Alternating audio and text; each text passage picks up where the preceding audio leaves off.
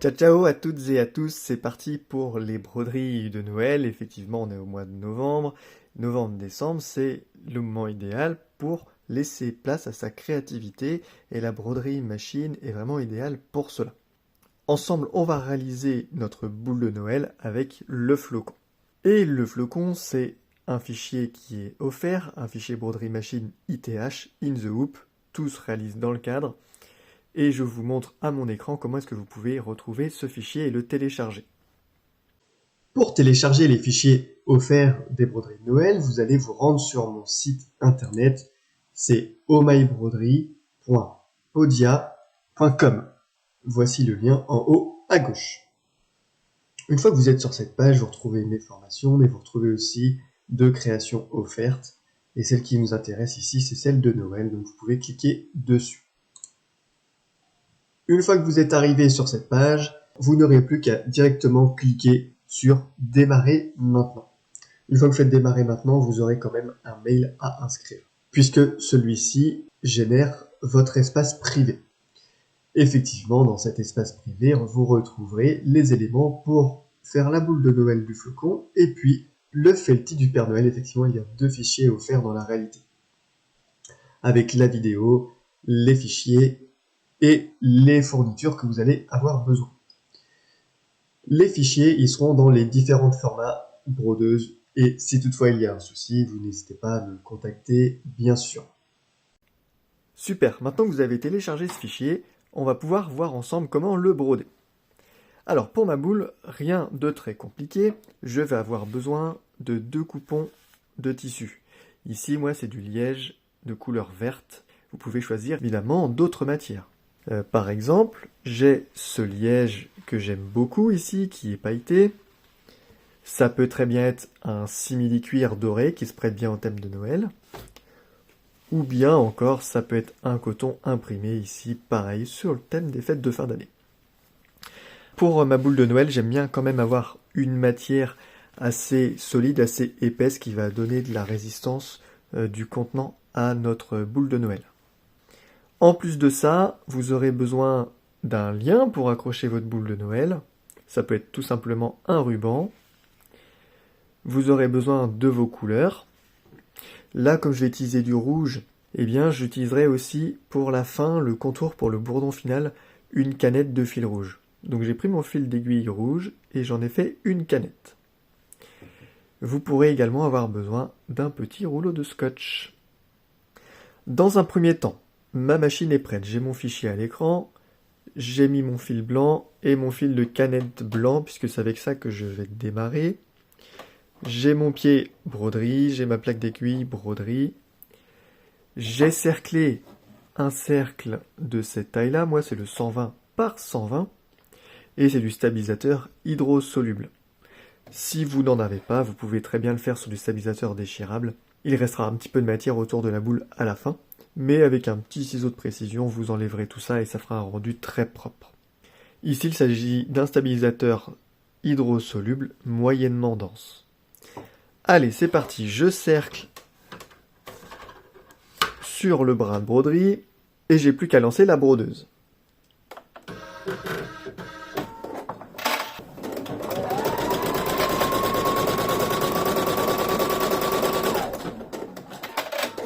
La machine me fait dans un premier temps le point de placement, c'est le grand rond que vous aurez plus de difficulté à voir à l'écran puisqu'il est en blanc. Et ce grand rond, c'est la zone sur laquelle on va placer notre coupon. Mais avant, je vous propose de mettre le lien par-dessus. Donc je vais le mettre sur le haut. Ici, comme le flocon n'a pas forcément de sens, ça peut être sur un côté aussi pour plus de facilité si vous le souhaitez. Je vais le placer comme ceci. Je vais mettre un petit bout de scotch par-dessus, histoire de bien le scotcher.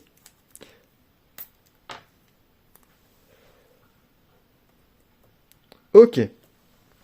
Et je vais pouvoir effectivement placer maintenant mon premier coupon sur l'endroit du cercle.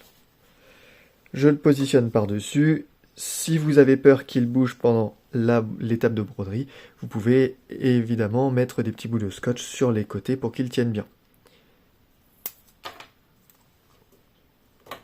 Comme ceci par exemple, et vous faites pareil sur les quatre côtés. Allez, je relance la brodeuse.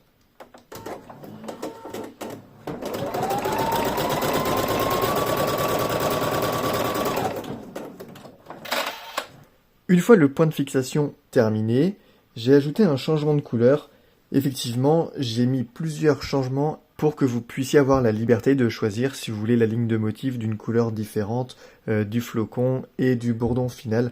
Maintenant, à vous de voir, vous pouvez faire par exemple un flocon entièrement en blanc ou bien varié avec plusieurs couleurs différentes.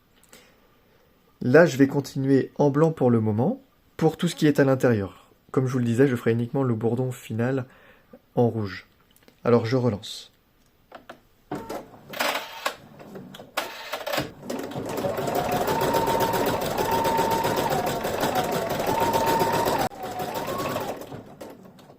La ligne de motif est terminée. Soit vous changez de couleur, soit vous restez sur la même couleur. Et si c'est le cas, on continue avec le flocon.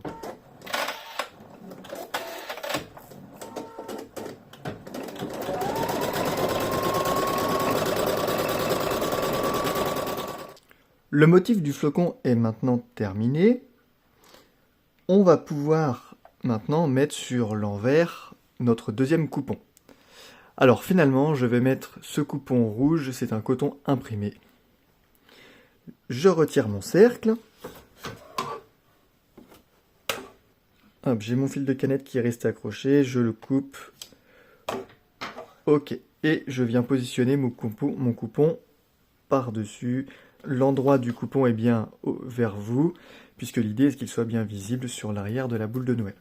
Et puis je vais m'aider de petits scotch pour être sûr qu'il tienne et qu'il ne bouge pas pendant la broderie. Ok, je pense que 2 scotch suffiront, un en haut, un en bas. Ok, avant la suite, je vais maintenant changer de couleur. Puisque je disais, je veux mettre du rouge, et comme ici, mon bourdon va se voir sur le devant, sur le côté, derrière, et que c'est une broderie réversible, eh bien je vais mettre mon fil de canette rouge qui va aller avec le fil d'aiguille.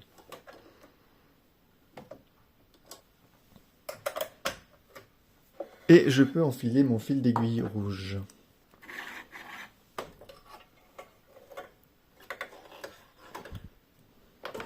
C'est parti, je remets mon cercle de broderie sur le bras de broderie en faisant attention délicatement que le coupon que j'ai mis en dessous ne s'enlève pas.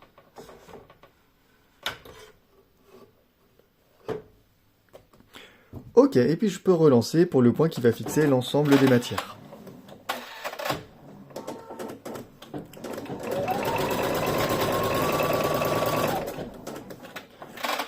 Il y a une commande stop dans le motif, effectivement, puisque maintenant nous allons découper à la manière d'un appliqué avec le ciseau pélican si vous en avez un, autour, donc l'extérieur de la boule, pareil sur l'envers.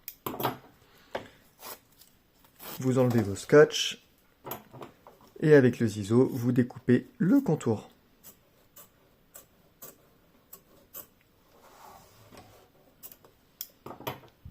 Voici ce que vous obtenez. Faites bien attention lorsque vous découpez le contour sur le haut de ne pas couper votre lien, votre accroche, ce serait vraiment dommage. Vous obtenez ça sur l'endroit et évidemment la même chose sur l'envers. Essayez de couper au plus proche, sans toutefois ne pas couper le fil, et puis faites bien attention aussi de ne pas trop tirer votre stabilisateur. Il ne faudrait pas que votre stabilisateur se détende dans le cercle. Allez, c'est parti, on va pouvoir se lancer dans la dernière étape.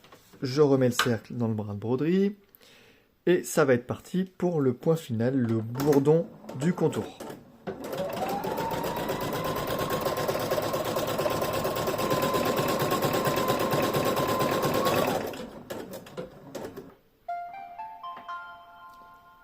Yes, la petite musique de fin qui nous dit que la broderie est terminée. Le résultat me plaît en tout cas dans un premier temps. S'il y a des fils qui restent accrochés, prenez votre petit ciseau de précision pour bien enlever tout ça. En tout cas, déjà, je vois que j'ai bien le résultat souhaité également sur l'envers. Je vais pouvoir décercler mon motif, mon produit ITH. Je vais pouvoir maintenant enlever le stabilisateur qu'il y a autour. Avant de le faire fondre à l'eau, autant que j'enlève le maximum de matière. Alors pareil, hein, faites bien attention à ne pas découper votre lien. Ça fera ça de moins à faire fondre à l'eau. voici. Alors, soit vous prenez de l'eau comme ceci, là dans un récipient, de l'eau tiède, hein, pas de l'eau trop brûlante, ça vient saisir les fils, ça vient saisir la matière, ça c'est pas bon. Et puis de l'eau trop froide, de toute façon, ça ferait pas forcément bien fondre le stabilisateur. Donc soit vous prenez avec le doigt là par exemple, et puis vous mettez sur le côté comme ceci pour passer. Là dans ce cas-là, on n'a pas besoin de mettre entièrement notre création dans l'eau, ça mettrait beaucoup de temps à sécher. Il me suffit juste de passer le doigt mouillé sur le côté. Et vous voyez, ça fait fondre le stabilisateur. Ok, et voici notre résultat final de la boule de Noël que vous n'aurez plus qu'à accrocher dans votre sapin. Vous pouvez varier, hein, comme je vous le disais, les matières. Comme il y a de l'épaisseur, pensez bien aussi à votre aiguille 90. Dans mon cas, j'utilise l'aiguille 90 en titane qui est un peu plus résistante. Maintenant que vous avez le fichier, eh bien, je vous invite à en créer autant que vous le souhaitez, à décorer votre sapin ou décorer celui de votre famille, de vos amis. Merci d'avoir suivi cette vidéo. Rendez-vous sur la plateforme pour télécharger votre fichier et je vous dis à très bientôt. Ciao ciao!